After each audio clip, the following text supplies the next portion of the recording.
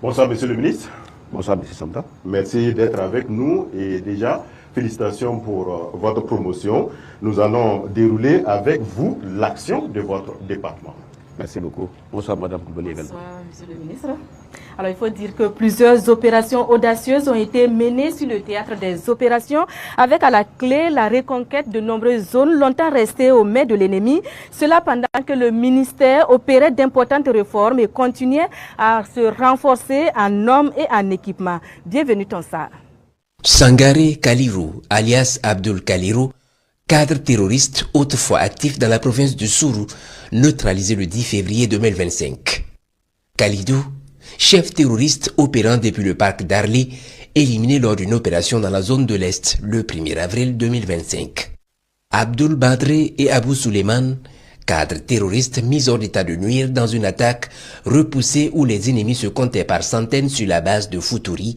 Nous sommes en août 2025. Lui est éliminé au mois de novembre. L'identité de ce cadre terroriste, Tal Bouraïma alias Abdul Barli, écrasé lors de l'opération Orbeba. Une poignée d'individus qui laissent entrevoir des pertes énormes dans le camp ennemi en 2025. Plusieurs centaines de terroristes écrasés, tous ont péri dans des opérations audacieuses menées sur plusieurs fronts par nos vaillants combattants. À l'orée de 2025, le chef de l'État, chef suprême des armées, le capitaine Ibrahim Traoré, avait déjà averti. Il n'est pas allé par quatre chemins pour renouveler à l'ennemi sa détermination à lui livrer une guerre sans merci.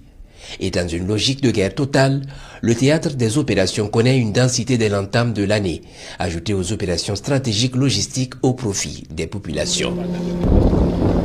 La fin du mois de février 2025 connaît la mise en route des opérations Tourbillon Vert et Nyamweogo au nord de Thio.